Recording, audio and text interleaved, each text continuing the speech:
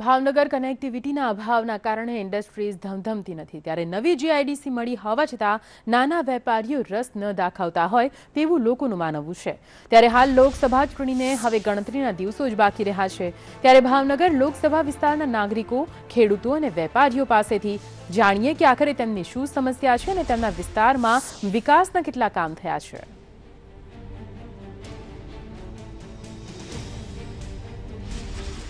વાત કરવા જઈએ તો અત્યારે ખેડૂત જે ડુંગળીનું ઉત્પાદન કરીને અહીંયા લાવે છે, પરંતુ ભાવ નથી મળતો, આવી એક ફરિયાદ છે।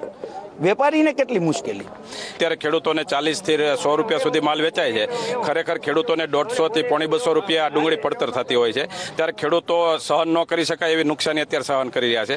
એની સામે વેપારીની પરિસ્થિતિ પણ સેમ ખેડૂત જેવી છે, કારણ કે એ લોકોને પણ અહીંથી માલ લઈને બહારના રાજ્યોમાં જે પહોંચાડવાના હોય છે, ત્યાં માલ પહોંચે ત્યારે ત્યાંના રાજ્યોના ત્યાંના લોકલ જે માલ હોય છે એના પ્રેશર પણ માર્કેટની અંદર આવતા હોય છે, એટલે વેપારીઓ માટે પણ સારું કહી શકાય નહીં અને ખેડૂત માટે પણ, બંનેની પરિસ્થિતિ અત્યારે ખૂબ કફોડી છે। બરાબર છે। એમાં શું છે કે જે ડુંગળી 80 થી 100 રૂપિયા હોય ને તો એટલું તો પડતર થઈ જાય છે, એની કરતાં વધારે।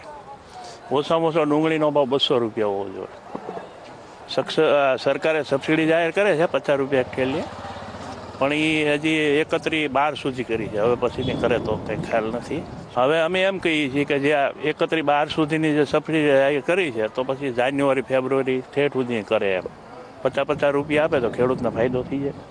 ખેડૂતને મજૂરી ડબલ થાય, ભાવ મળતો ન કોઈ પણ વસ્તુનો। એક મણે અમારે 150 રૂપિયામાં ઘેરે પડે, બરોબર છે, એના અમારે 200 થી 250 રૂપિયા હોય તો અમને કાંઈક અમારી મજૂરી મળે, નહીતર અમને 1 રૂપિયાની માલપા મળે નહીં। ડુંગળી અત્યારે 70-75 રૂપિયા સિવાય વેચાતી નથી, એટલે ખેડૂતને અત્યારે કોઈ પણ સંજોગોની અંદર આ ડુંગળી પોસાય એમ નથી। જે કે ડુંગળી પકાવતા ખેડૂતો છે એમને થોડી ઘણી સહાય કરી અને આશ્વાસન રૂપે કંઈક આપે એવી આપણે સરકારશ્રીને વિનંતી કરીએ છીએ। માત્ર ચૂંટણી પહેલા એક હપ્તો 2000 રૂપિયાનો પ્રળ ખેડૂતે આપી દીધો છે કે જે કાયમ દરેક મિટિંગમાં દરેક સભામાં એ મુદ્દો લઈ શકાય, બાકી જે 6000 જેવી રકમ જાહેર કરી છે એ મળવા પાત્ર થઈ નથી। 2 વર્ષ ચૂંટણી આવી રહી છે, શું માનો છો ભાવનગરમાં વિકાસ થયો છે ખરો?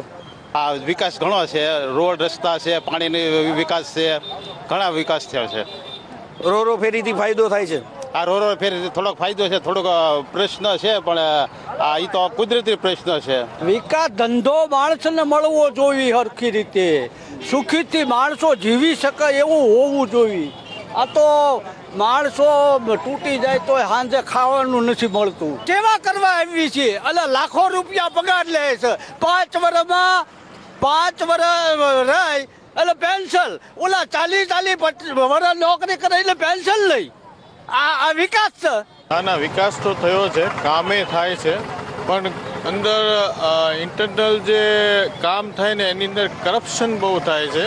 જે એકચ્યુઅલમાં કામ થવું જોઈએ એની કરતાં કામ એક વખત કરી નાખે, પછી 6 મહિના થાય તો એ પાછું તૂટીને પાછું હતું એવું ને એવું થઈ જાય છે। અહીં આવે એટલે ઘણા બધા મોટા બધા શું કહેવાય એને કે સ્વપ્ન દેખાડી જાય અને કામ થતું ન હોય એવું બની શકે। કેમેરામેન હાર્દિક નડિયાપરા સાથે કલ્પેશ ગોયલ, સંદેશ ન્યૂઝ, ભાવનગર। આપણે પહોંચ્યા છીએ ભાવનગર ચેમ્બર ઓફ કોમર્સની ઓફિસ ખાતે। આપણે ખાસ વાત કરવા જઈએ પહેલા ચેમ્બરના પ્રમુખ સાથે, પ્રમુખ ખાસ વાત કરવા જઈએ તો શું ડિમાન્ડ ગત વખતે કરવામાં આવી હતી અને એમાંથી કેટલી પ્રશ્નો છે તેનો નિકાલ થયો છે, આ વખતે શું માનો છો? ભાવનગર અને સુરત છે એ આર્થિક અને સામાજિક રીતે એકબીજા સાથે સંકળાયેલા છે। અહીંયાથી રત્ન કલાકારો ખૂબ ત્યાં જાય છે, અહીંયાથી ઘણા ફેમિલીઓ ત્યાં સેટ થયા છે અને એ લોકોની આવન જવન ચાલુ હોય છે। દરરોજની 250 થી 300 બસ ભાવનગરથી જિલ્લામાંથી સુરત તરફ જાય છે, એટલે અમે સુરતની ટ્રેનની ઘણા વર્ષોથી અમારી ડિમાન્ડ છે, પણ એ હજી પરિપૂર્ણ થઈ નથી। એઝ વેલ એઝ 28 વર્ષે અમને જીઆઈડીસી આપી છે, હવે એ તાત્કાલિક ચાલુ થાય એ છે।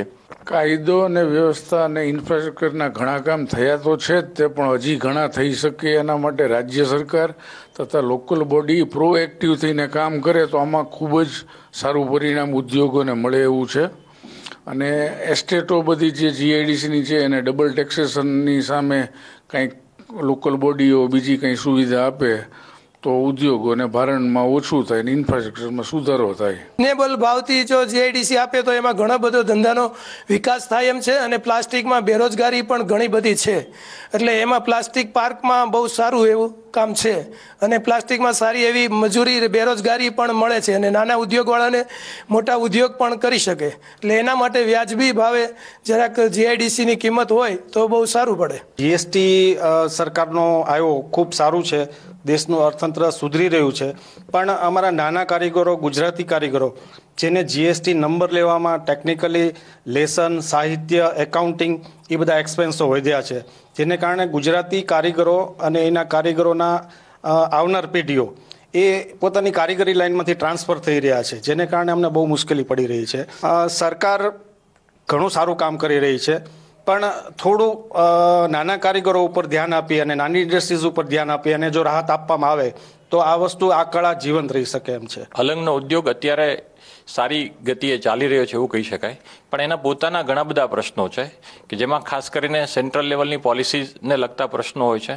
બેંકની અંદર આપેલું બેંકનું ધિરાણ જે છે એ નકામું ના જાય ને એની માટે થઈને જે કંઈ બેંકના કાયદાકીય ફેરફાર થયા એ ફેરફારની અસર પણ અલંગના ઉદ્યોગની સાથે સંકળાયેલી છે, એટલે ત્યાં કદાચ સેન્ટ્રલ લેવલની પોલિસી કામ કરતી એવું લાગે છે. ઉદ્યોગકારોની સાથે રહી અને સરકાર એના પ્રશ્નો સમજીને એના સકારાત્મક જો એના ઉકેલ આવી શકે, જે કાંઈ નાના મોટા હોય, તો ભાવનગરની ઇન્ડસ્ટ્રીઝને કોઈ આગળ વધતા રોકી શકશે નહીં. કેમેરામેન હાર્દિક નડિયાપરા સાથે કલ્પેશ ગોયલ, સંદેશ ન્યૂઝ, ભાવનગર. ભાવનગરનું એસટી સ્ટેન્ડ તો ખખડધજ હાલતમાં છે. એનું રિનોવેશનની વાતો કેટલા વખતથી થાય છે, ખાતમુહૂર્ત પણ થયું, પણ હજી સુધી એનું કંઈ થયું નથી.